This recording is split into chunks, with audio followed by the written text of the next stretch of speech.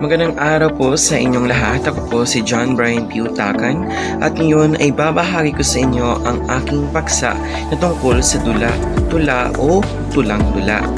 Alam naman po natin na ang panitikan ay hindi lamang nakasulat para basahin, kundi maaari ring iparinig at iparampal. Isa sa mga masining na anyo nito ay ang dula-tula o tulang-dula. Ano nga ba ito?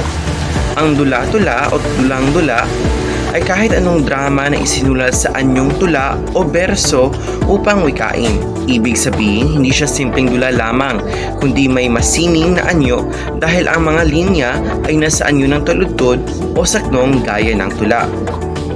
Ano ba ang mga katangian ng tulang-dula o dula-tula? Isa itong uri ng panitikan na sabayang nagtataglay ng elemento ng tula at elemento ng dula. Tulad ng isang dula, ito ay tinanghal sa entablado. Tulad ng isang tula rin, ito ay gumagamit ng matatalinhagang salita, tugma at sukat. Layunin nito na hindi lang makapagpahayag ng kwento, kundi makapagbigay rin ng damdamin, aral at ganda ng pananalita. Halimbawa ng tulang-dula, maaaring makita ang tulang-dula sa mga tulang panlibangan, trahedya, komedya na sinusulat sa anyo ng tula. Halimbawa, kung karaniwang dula ay diretso na ang pananalita, sa dula-tula naman ay masining at may tugma o ritmo ng mga linya. Bakit ba ito mahalaga? Ang kahalagahan nito ay dahil ito ay nakapagtuturo ng kultura at kasaysayan ng ating bayan. Ito rin ay nagsasanib ng dalawang sining, ang sining na pagtula at ang sining na pagtatanghal.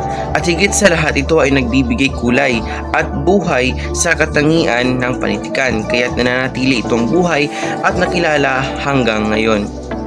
Okay, so sa madaling salita, ang dula-tula o tulang-dula ay hindi lamang basta aktang pampanitikan, kundi isang masining na paraan ng pagpapahayag at pagtatanghal ng tula sa entablado. Ito ay isang patunay na ang panitikan ay mayaman at malikhaing nagbabago sa iba't ibang anyo.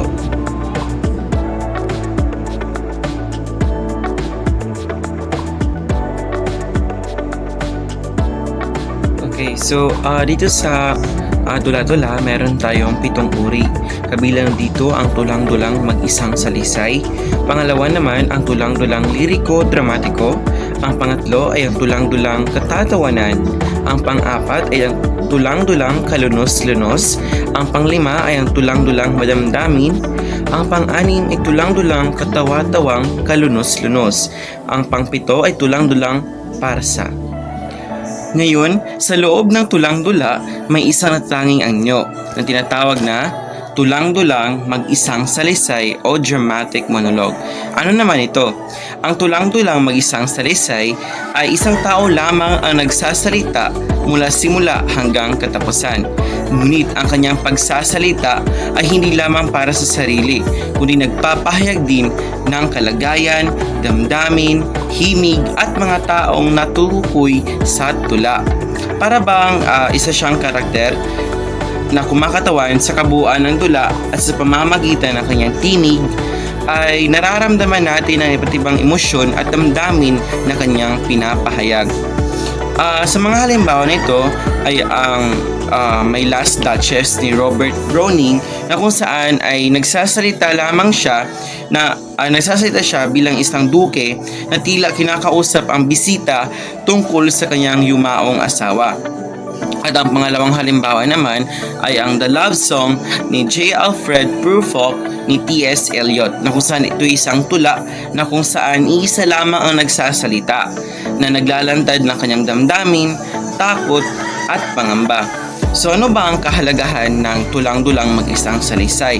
Okay, mahalaga ito sapagkat pinapakita nito ang lakas ng pananalita at damdamin ng isang tao upang maipahayag ang mas malawak na sitwasyon o ideya.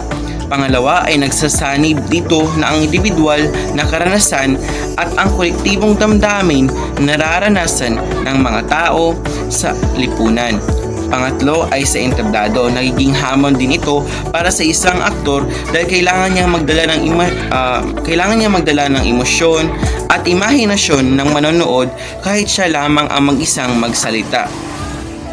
Sa madaling salita, ang tulang-dulang mag-isang salisay ay mahalaga sapagkat ito isang makapangyarihang anyo ng panitikan dahil sa pamamagitan nito ay nabibigyang isang tinig at naipapahayag ng iba't ibang damdamin, pananaw, emosyon at tinig at mga karanasan na nagbibigay saysay hindi lamang sa sarili ng tauhan kundi maging sa ating mga nakikinig at manonood. Kumbaga, sa pamamagitan nito ay nabibigyang mas malawak na emosyon ang isang tulang-dula dahil sa pamamagitan nito isang tao lamang na nagsasalita at nagbibigay kahalagahan o nagbibigay ng mas malalim na kahulugan sa isang kwento, no, dahil siya lamang ang isang tao ang gumagawa at nagpapadaloy ng kwento.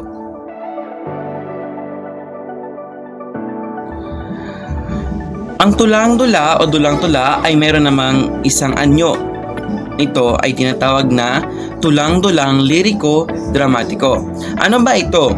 Taglay nito ang kawilihan sa mga kalagayan, kilos at damdaming ipinapahayag ng mga tauhan. Hindi lamang basta nagkukwento ng pangyayari, kundi mas binibigyang diin ang emosyon at damdamin na nararanasan sa loob ng mga pangyayaring iyon. Kung ikukumpara naman natin ito sa tulang-dulang mag-isang salaysay ay talagang magkaiba sapagkat ang tulang-dulang mag-isang salaysay ay tahasang nagsasalaysay lamang ng kwento. Ngunit sa tulang-dulang liriko-dramatiko naman ay nakatuon sa paglalahad ito ng damdamin at emosyon na kaakibat ng pangyayari. Isa sa magandang halimbawa nito ay ang pagbabalik ni Jose Corazon de Jesus. Sa tulang ito kasi makikita natin ang malalim na nadamdamin na pananabik, pangungulila at pag-ibig sa bayang sinilangan. Bagamat may kwento sa likod ng pagbabalik, ang higit na nangingibabaw ay ang emosyon ng tauhan, ang kanyang kasayahan, pag-ibig at damdaming makabayan. Ano ba ang kahalagahan ng tulang-dulang liriko-dramatiko? Okay, so una nito ay tinuturo sa atin na higit pa sa pangyayaring mahalaga ring bayang diin ang damdaming kaakibat ng mga ito. Pangalawa, sa entablado, nagiging buhay ang isang tauhan, hindi lamang sa kilos, lalo na sa kanyang emosyon.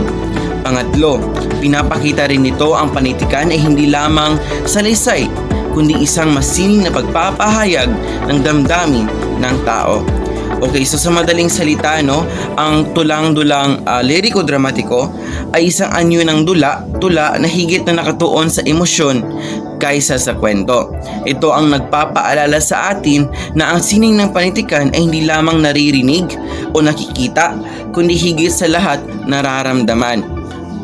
Yun lang po, no, yung tulang-dulang liriko-dramatiko. At ngayon ay ating ipagpapatuloy ang ating talakayan. Ngayon aking itatalakay yung tulang-dulang katatawanan. So ang tulang-dulang katatawanan, isang uri ng tulang-dula na kung saan isinusulat at itinatanghal sa anyo ng tula. Ito ay nasusulat sa pamamaraan at paksang diwang kapwa nakakatawa. Ang layunin nito ay gawing kawili-wili ang pinapanood sa pamamagitan ng mga ginagawa ng mga tauhan. At ito ay tinatanghal na may retmo at sukat, ngunit ang layunin talaga nito ay ang magbigay aliw at magpatawa sa mga manonood. Meron itong mga katangian. Ang unang katangian niya is meron siyang tugma at sukat, meron siyang eksena at dialogo syempre, at dapat ito ay nakaayos at nakasunod-sunod.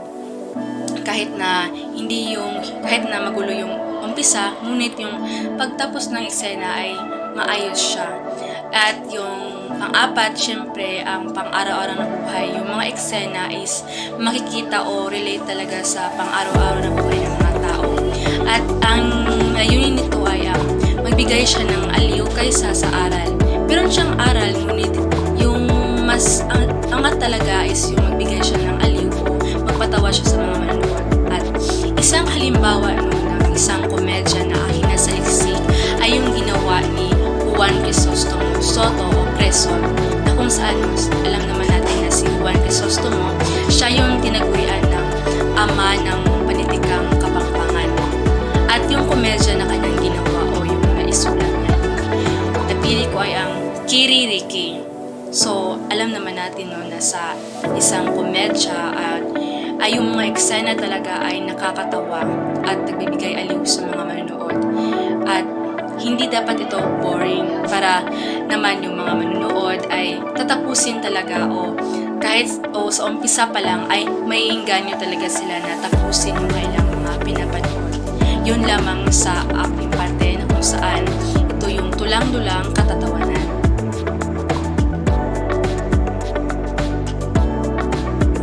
Magandang araw. Ngayon ay pag-uusapan natin ang tulang-dulang kalunos-lunos o tinatawag ding trahedya. Ito ay tumatalakay sa pakikipagtunggali at pagkasawi ng isang pangunahing tauhan laban sa isang lakas na higit na makapangyarihan tulad ng tadhana. Ibig sabihin nito, ang bida sa ganitong dula ay mayroong malaking laban. Hindi lang basta laban sa kapwa-tao, kundi laban sa mas malawak na puwersa tulad ng kapalaran, kalikasan o mismong tadhana. Kahit anong gawin niya, tila may mga hadlang na hindi niya kayang lampasan. Kaya dito makikita natin ang kawalan ng kontrol ng tao sa ilang aspeto ng kaniyang dalawa. Tatapos sa isang kasindak-sindak o kahabag-habag na pangyayari. Dahil sa trahedya na ito, hindi nagwawakas sa saya ang kwento. Sa halip, tatapos ito sa malungkot na pangyayari at masakit na pangyayari. Madalas ay kamatayan ng pangunahing tauhan, pagkawalan ng minamahal o pagbagsak ng kanyang mga pangarap. Ang layunin nito ay pukawin ang emosyon ng mga manunood at ipakita ang buhay na may kasamang sakripisyo at kabiguan. Kaya tandaan niyo, ang tulang-dulang kalunos-lunos ay nagpapakita ng kahinaan ng tao laban sa mas dakilang kapangyarihan at ito ay laging nagtatapos sa malungkot na pangyayari na mag-iiwan ng aral. Maraming salamat.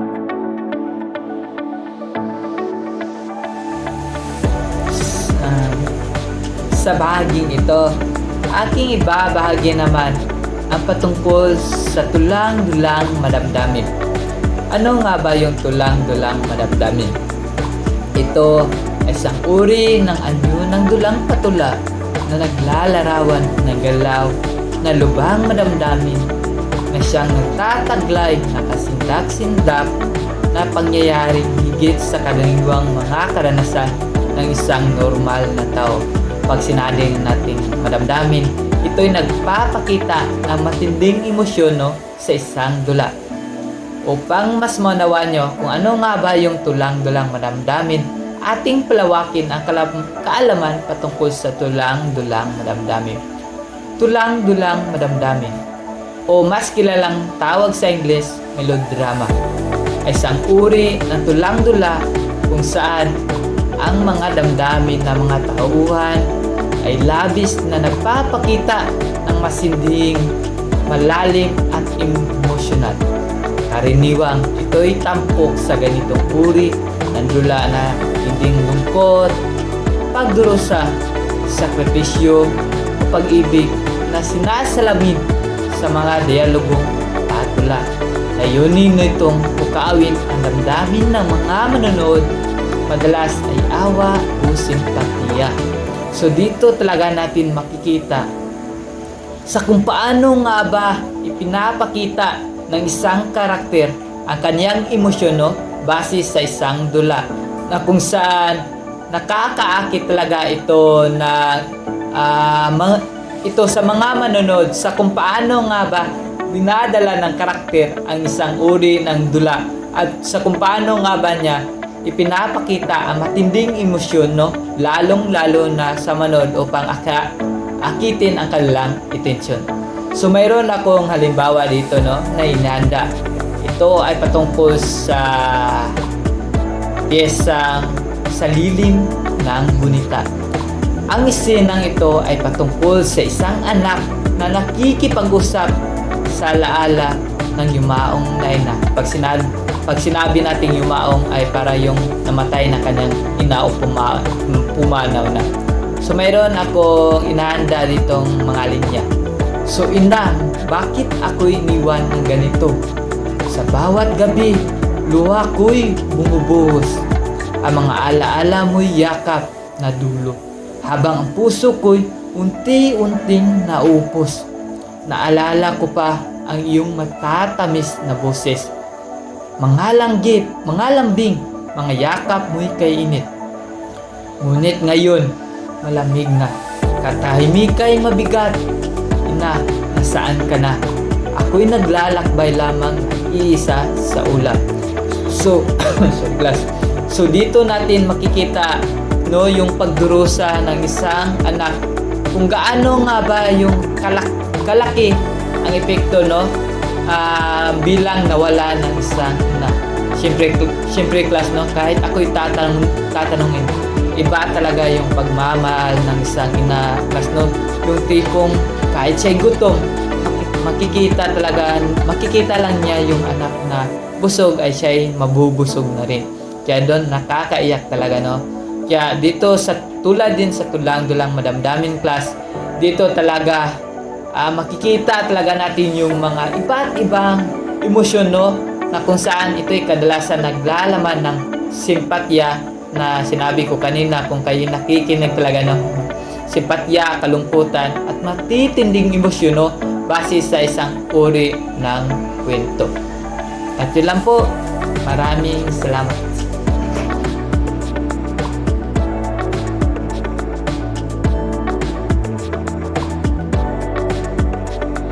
Ngayon ay dumako naman tayo sa tulang-dulang katawa-tawang kalunos-lunos. So, ang uri ng tulang-dulang ay nagpapakita ng dalawang magkasalungat na damdamin.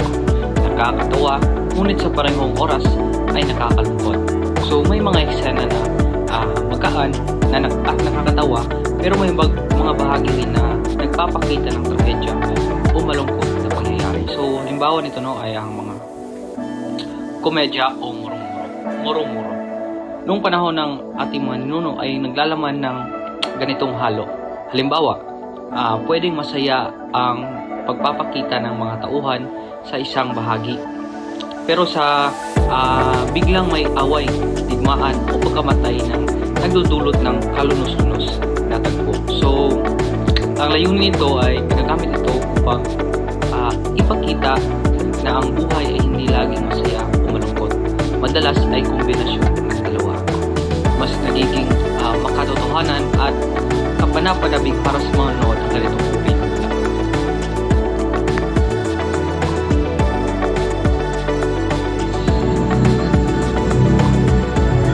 Magandang araw sa lahat.